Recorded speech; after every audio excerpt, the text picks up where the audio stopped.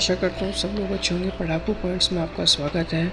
मैं आज आपको story of village Palampur economics class 9 chapter 1 पढ़ाऊँगा। मैं इसको 3 पार्ट्स में पढ़ाऊँगा। आज मैं आपका पहला पार्ट्स कंप्लीट करने वाला हूँ। आशा करता हूँ आप लोग 8th क्लास से पास हो आउट होकर 9th क्लास में आए होंगे। आप लोगों को सोशल में हल्की सी टफनेस लग रही होगी। आप लोग बिल्कुल चिंता ना करें, मैं हूँ। मैं आपके सोशल को 100% और अच्छे से कवर करूँगा। और एक स्लोगन बोलता हूँ, वो ये है कि जीतने वाले winners never quit and quitters never win. अगर आपको जीवन में कुछ करना है तो आप कभी भी गिव अप मत करना, हमेशा उस चीज़ को करते रहो और कभी किसी चीज़ को छोड़ना नहीं। Okay, and best of luck for your future. The story of the village Palampur. The story of the village Palampur. Introduction. The purpose of the story is to introduce. इस स्टोरी को इंट्रोड्यूस करने का हमारा मकसद ये है कि हम जो प्रोडक्शन का मतलब होता है उत्पादन से जो रिलेटेड जो बेसिक कॉन्सेप्ट्स हैं या जो हम लोग आपको बता सकें। ये आपको एक हाइपोथेटिकल विलेज पालमपुर के स्टोरी के द्वारा आपको समझाई जाएगी। यहाँ बेटा फार्मिंग फिट हो गया है। बाय डिफ़ॉल्ट मुझे फार्मिंग लिखना था तो आप उसको फार्मिंग पढ़िएगा। पी को एफ में कन्वर्ट कर लीजिए automatically. Farming is the main activity in the Palampur, whereas the other activities such as a small scale manufacturing, dairy, transport, etc. are carried out on a limited scale. Farming यानी खेती बाड़ी करना वहाँ की एक सबसे मेन एक्टिविटी है। यानी कि गांव वगैरह में यूजुअली खेती बाड़ी ही ज़्यादातर होती है, जहाँ पे हम अदर एक्टिविटीज़ भी होती हैं जैसे स्मॉल स्केल मैन्युफैक्चरिंग यानी कि छोटे स्तर पर किसी भी सामान को बनाना, डेयरी दूध से रिलेटेड मटेरियल हो गया, ट्रांसपोर्ट आपकी गाड़ी व्हीकल्स वगैरह हो गई। ये बहुत ही लिमिटेड स्केल यानी कि बहुत ही छोटे स्तर पर होता है, बहुत ही कम स्तर पर होता है। This production activities needs various types of resources. In production activities को बहुत सी प्रकार की रिसोर्सेज यानी ज़रूरतें होती हैं, जैसे कि नेचुरल रिसोर्सेज, ऐसी चीज़ें जो हमें नेचुरल से मिले, मैन मेड आइटम्स जो ह्यूमन ने बनाए हों, ह्यूमन एफर्ट्स यानी कि लेबर टाइप की, money etcetera. Next, geographical situation of the Palampur. Palampur की सिचुएशन कहाँ है, वो कहाँ स्थित है, उसको हम स्टार्ट करते हैं। पालमपुर जो है वो वेल कनेक्टेड है अपने नेबरिंग विलेज एंड टाउन से। जो पालमपुर है वो अपने जो पड़ोसी गांव और कस्बे, टाउन मतलब कस्बे के साथ काफ़ी अच्छे रूप से कनेक्टेड है। रायगंज एक बहुत बड़ा गांव है जो कि पालमपुर से 3 किलोमीटर दूर है।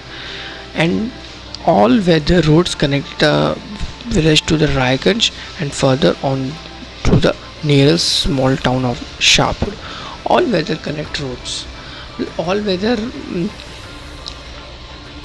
रोड कनेक्ट्स मतलब होता है कि जो भी उनकी सड़कें काफ़ी अच्छी सड़कें हैं उनके यहाँ, कंक्रीट की बनी हुई सड़कें हैं जिससे कि वो रायगंज से कनेक्ट होते हैं, फिर उसके बाद अपने नियरेस्ट अपने पास के कस्बे शाहपुर से कनेक्ट होते हैं।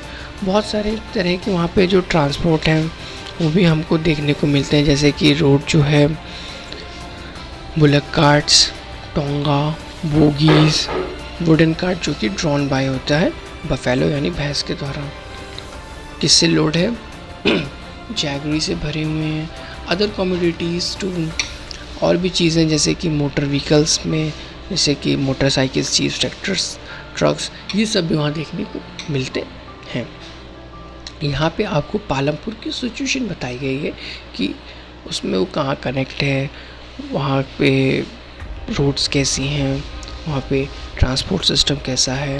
नेक्स्ट आता है आपका डेमोग्राफिकल सिचुएशन ऑफ द पालमपुर, यानी कि जो पालमपुर है वहाँ की पॉपुलेशन की क्या स्टडी है। So the village has about 450 families belonging to several caste. Palampur गांव में 450 परिवार रहते हैं जिसमें से सब अदर कास्ट से बिलोंग करते हैं। वहाँ पे 80 अपर कास्ट की फैमिलीज रहती हैं, उनके पास मेजॉरिटी ऑफ लैंड उन्हीं का, यानी कि वहाँ की गाँव की जो ज़्यादातर ज़मीनें उन 80 अपर कास्ट लोगों की हैं। उनके जो अपर कास्ट के जो लोग हैं, उनके जो घर बने हुए हैं वो बड़े बने हुए हैं, उसमें सीमेंट बना हो, ब्रिक और सीमेंट से प्लास्टरिंग वगैरह कंप्लीट अच्छे घर बने हुए हैं। अब जो SC यानी कि जो दलित्स होते हैं, उनकी पॉपुलेशन है 1/3 पॉपुलेशन है। वो कहाँ रहते हैं? Corner, lives in the corner of the village, village के कॉर्नर यानी किनारे पे रहते हैं। और उनके जो हाउस हैं वो छोटे हाउस हैं और मिट्टी और डंडों वगैरह से बने हुए उनके घर हैं। यहाँ पे आपने इनकी डेमोग्राफिकल सिचुएशन अब समझ ली। नेक्स्ट हम फॉरवर्ड होते हैं other situation in the Palampur. और भी क्या सिचुएशन है पालमपुर की? Most of the houses have the electric connections, यानी कि पालमपुर के लगभग हर घर में इलेक्ट्रिक कनेक्शंस हैं। Electric powers all tubewells in the field and used in a various type of the small business. Palampur has 2 primary schools and 1 high school. Palampur के पास 2 primary school और एक हाई स्कूल है। उनके पास एक प्राइमरी हेल्थ केयर सेंटर है जो कि government of India के द्वारा रन किया जाता है। एक प्राइवेट डिस्पेंसरी है जहाँ पे जो बीमार हो जाते हैं उनको ट्रीट किया जाता है। In village across the India, farming is the main production activity. India में जो गांव हैं उनके अंदर फार्मिंग यानी खेती बाड़ी ही सबसे मेन प्रोडक्शन एक्टिविटी है। And the other production activities refer to as, जो अदर प्रोडक्शन एक्टिविटीज़ हैं, प्रोडक्शन मीन्स होता है उत्पादन, यानी कि किसी भी चीज़ को सामान को बनाना। जो अदर प्रोडक्शन एक्टिविटीज़ हैं उनको हम कहते हैं नॉन फार्मिंग एक्टिविटीज़, जैसे कि small manufacturing, transport, shopkeeping. Small manufacturing मतलब छोटे स्तर पे किसी भी चीज़ को बनाना, ट्रांसपोर्ट आपके व्हीकल्स का आवाजान, शॉपकीपिंग दुकान संभालना etcetera. Next is your organisation of the production. आपके इस प्रोडक्शन का ऑर्गेनाइजेशन कैसे होता है? The aim of the production is to produce the goods and services that we want. Aim यानी कि हम प्रोडक्शन का मकसद यही है कि जो गुड्स और सर्विसेज को बनाना, गुड्स और सर्विसेज यानी चीज़ें और सामान को बनाना। फर्स्ट हमें ज़रूरत पड़ेगी किसी भी प्रोडक्शन को स्टार्ट करने के लिए, ऑर्गेनाइज करने के लिए लैंड की। The first requirement for the production is land and other resources such as water, mineral, forest, etc. Okay. Now next is the labor. The other requirement is labor for the production, that is people who will do the work. Other requirement है हमारी वो है labor, जिससे क्या होगा कि जो लोग हैं वहाँ पे काम कर सकें।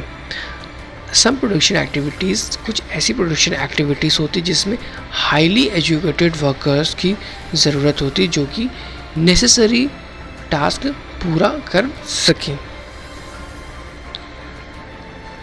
अदर एक्टिविटीज़ रिक्वायर वर्कर, जो बाकी बची एक्टिविटीज़ होते हैं उनके लिए वर्कर की ज़रूरत होती जो कि manual work. Each worker is providing labour necessary for the production, यानी कि प्रोडक्शन में यूजुअली जो अदर एक्टिविटीज़ होती हैं उनको मैनुअल वर्क होता है वो करते हैं और लेबर की बहुत ज़रूरत होती है प्रोडक्शन एक्टिविटीज़ में। अब आता है फिजिकल कैपिटल। इसके 2 टाइप होते हैं, एक होता है फिक्स कैपिटल और एक होता है वर्किंग कैपिटल। ईजी शब्दों में बोले तो फिक्स कैपिटल यानी कि आपने कैपिटल का मतलब होता है पूंजी, नॉट अ राजधानी। कृपया आप लोग उसको राजधानी नहीं समझें। कैपिटल का मतलब होता है पूंजी, यानी कि आप उसमें कितनी पूंजी लगा रहे हैं। क्योंकि आप लोग अभी 8th में हो, आप लोग 9th में हो, बहुत से लोग सोचेंगे कैपिटल का मतलब क्या होता है। कईयों के दिमाग में तो यही सीधे आ गया होगा कि राजधानी होता है। नहीं बेटा, कैपिटल मतलब पूंजी होता है। ठीक है। इसके 2 प्रकार होते हैं, फिक्स कैपिटल और वर्किंग कैपिटल। तो फिक्स कैपिटल का सीधा मतलब यही होता है कि कोई भी ऐसी चीज़ लेना हमारे प्रोडक्शन की ज़रूरतों के लिए जो हम एक बार ले लिया, हमको उसको बार बार चेंज करने की ज़रूरत ना पड़े। जैसे कि हमने अगर कोई मशीन ली, कोई टूल्स लिए, कोई बिल्डिंग खरीदी है अपने प्रोडक्शन को मैनेज करने के लिए, क्या हमको वो हर दिन बदलना पड़ेगा? नहीं, वो फिक्स्ड है। हमने आज ले लिया, 10 साल तक उसके में काम करेंगे, ठीक है ना? ऐसा समझो। Tools, machine, buildings can be used in production over many years. जो चीज़ प्रोडक्शन के लिए बहुत सालों तक चले उसको हम लोग कहेंगे फिक्स्ड कैपिटल्स। वर्किंग कैपिटल्स का मतलब होता है कि हमको डे टू डे उसकी ज़रूरत पड़ती है। सबसे बेसिक एग्जांपल है रॉ मटेरियल और मनी। हर दिन उसकी ज़रूरत पड़ रही है या हर 2-3 दिन में उसकी ज़रूरत पड़ी तो वो है, उसमें हो सकता है मनी, हो सकता है रॉ मटेरियल, हो सकता है जिसकी प्रोडक्शन में हर रोज़ ज़रूरत पड़ सकती है। Production requires a variety of the raw material such as a yard used by the weaver, the clay used by the potter, clay मतलब मिट्टी और potter मतलब वो कुम्हार होते हैं। Some money is required during the production to make payment and buy other necessary items, raw material. Some money यानी कि कुछ पैसों की ज़रूरत होती है प्रोडक्शन में, जैसे कि जिससे पेमेंट करा जा सके और कच्चा माल रॉ मटेरियल ख़रीदा जा सके। और money in hands are called a working capitals. अच्छा, आप लोग एग्जांपल बताओ। आप सपोज सबने बाहर गए हो, आपने ठेले में कुछ ना कुछ खाया होगा, बताशे वगैरह खाए होंगे। बताशे वाले ने अपना ठेला लिया, ठेला वो एक ही बार ले लिया, उसका वो ठेला फिक्स्ड हो गया, वो ठेला बदलेगा नहीं, एटलीस्ट 2-4 साल बदलेगा नहीं। अब बताशे क्या है, रोज़ लेता रहेगा, वो तो उसका वर्किंग कैपिटल हुआ, हर रोज़ लेगा। अब ऐसा तो है नहीं कि और बताशे ले लें उसने फिर वो 2 साल 60 साल तक चलते रहेंगे, ठीक है? थोड़ा फनी एग्जाम्पल होना चाहिए। Next is and last is your human capital. There is a fourth requirement too, you need knowledge and enterprises. आपको नॉलेज चाहिए और एंटरप्राइजेस यानी कि एक तरीके देखा जाए नई सोच और उद्यम टाइप के लोग जो कि ऐसा कर सके कि जो लैंड, लेबर, फिजिकल कैपिटल को मिलाकर एक ऐसा आउटपुट निकाले, ऐसा एक रिजल्ट निकाले जिससे कि आइदर टू यूज़ योरसेल्फ और to sell in the market, कि जो हमारे काम में भी आए और मार्केट में बेचने के काम भी आए। यानी कि ह्यूमन कैपिटल बेसिकली एक ह्यूमन का एक शार्प माइंड की लोग बात कर रहे हैं, जिसमें कि हम लोग अपने माइंड के हेल्प से, अपनी नॉलेज की हेल्प से प्रोडक्शन के land, labour and physical capital को मिला करके एक ऐसे प्रोडक्शन में काफ़ी बेहतरीन आउटपुट रिजल्ट निकालें जिससे मार्केट में जो प्रोडक्ट की वैल्यू है वो अच्छी हो सके।